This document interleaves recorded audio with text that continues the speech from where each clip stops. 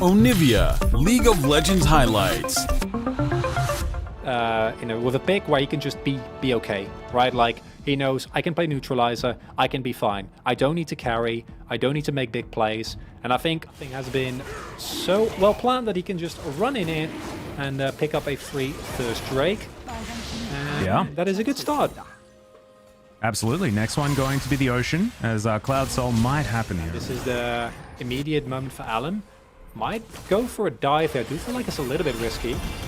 Yeah, B-drop comes in. That's going to be the tumble. Gets them out of the way. Only level 5, so no solar flares as the teleports come on in. Carrier trying to get as much CC as possible and actually gets the first blood. It's a disastrous Rich just delivered under the turret. Gumayusi grabs a kill and it's all going wrong for Nongshim. They get 1 kill onto Carrier, but it still looks really good. The ulti comes down, but Gumayusi locks down the kill. It's a double for the Vayne. And now Faker rotates in, looks to try and lock down Doctom where he can. The Seraphine trying to run as Faker's already moving over to try and kill her as he takes down the Kai'Sa. And now Kellen's going to be dead as well. It's a big old thumbs up for Zeus. A double kill for the man in the mid lane. And Elm's just farming mid, trying to do what he can. And it's the fact that they overcommit this much is just...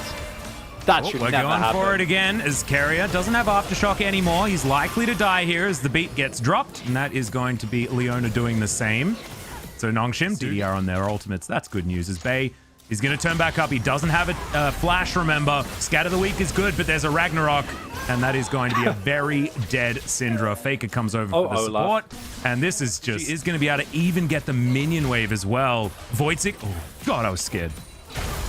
Okay, in he goes. Doctom gets the cleanse. And will be able to keep himself alive. Yeah, just a little bit greedy there from Gumayusi, unfortunately. Is now Rich trying to stop Zeus. It's real is the Typhoon. I think Typhoon is fantastic. Yeah. Super cool. But like Ceaseless Hunger, hate it. Not a big fan. I like Dayside from Divine Sunderer. I think that one's cool. That is cool. That one's badass. That's also just a cool word, right? After this one, if they do manage to lock this one down, even levels on our junglers. Let's see who's going to win this poke war.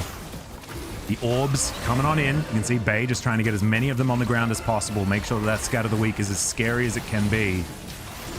Throwing through as many as he can. There are so many buttons being pressed, and now Rich pulls the trigger. That's a triple knock-up, and in goes the charm as well. But T1, they keep themselves in it. Shockwave only lands onto Peanut, who soaks a lot of damage and will be taken down. Now Gumayusi trying to take the fight into his own hands, and Bay gets back to the rest of his team. It is going to be Dragon Trade. This as well. I love it, but that flash is really valuable. Yeah, well, we're going to look for it once again as there's the Shockwave. Doesn't do too much as Peanut's able to soak a lot of that damage. That's the Ornhorn from Rich on the backside. Carrier looking to try and make his way out as this Olaf is massive.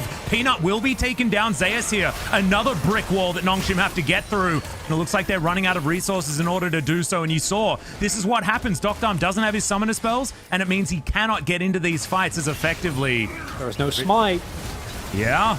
Peanut's dead. This Baron starting to go down pretty quickly. This will be a 4v5. We'll see where the Baron is going to work out for Nongshim as there are low health bars. Gumayusi's he's at full as now Rich gets body slammed. Doesn't have the Ornhorn, remember, as they will be just taking down this Baron. It's the Olaf able to lock it down, and Rich just too far forward. Unfortunate for the top laner of Nongshim, and they couldn't pull the trigger. They didn't have enough belly boop onto the Udyr as this tower is going to be the focus. Very tanky as Ellen doesn't care about being stunned up or anything like that, and still has the Ragnarok at his disposal. And Nongshim now trying to defend this and started to dole out some of these items, so the gold lead's going to mean less and less as the game goes on. As Peanut, possibly caught in the wrong position, takes a blast cone but gets body slam for it. Slowed down there as now Gumayusi looking to get on top of him. Killer Instinct comes in as Doctom moves out of the way, cleanses. The barrel goes completely wide, but Peanut still going to be taken down. Now Elam finds himself in the front line. Carrier trying to be a hero as Doctom will be taken down on the back end. Rich trying to flash away as Gumayusi takes position on the front line. Elam gets rid of the Seraphine in like 1 or 2 axes. She is so squishy. Bay's going to get slowed down, and I think that this is going to be the game. It's a great stopwatch from Bay, but unfortunately he's dead as an afterthought. Rich finds the fountain, but he's not going to get anything done there, and I think T1 may have got the monkey off their back. They might be able to take down a game 3 in what feels like forever. They will do it. Their eyes set now on these Nexus turrets. the 600th game of the living legend in the mid lane, Faker. A justified win, 41 here, after what can only be described as a series that was...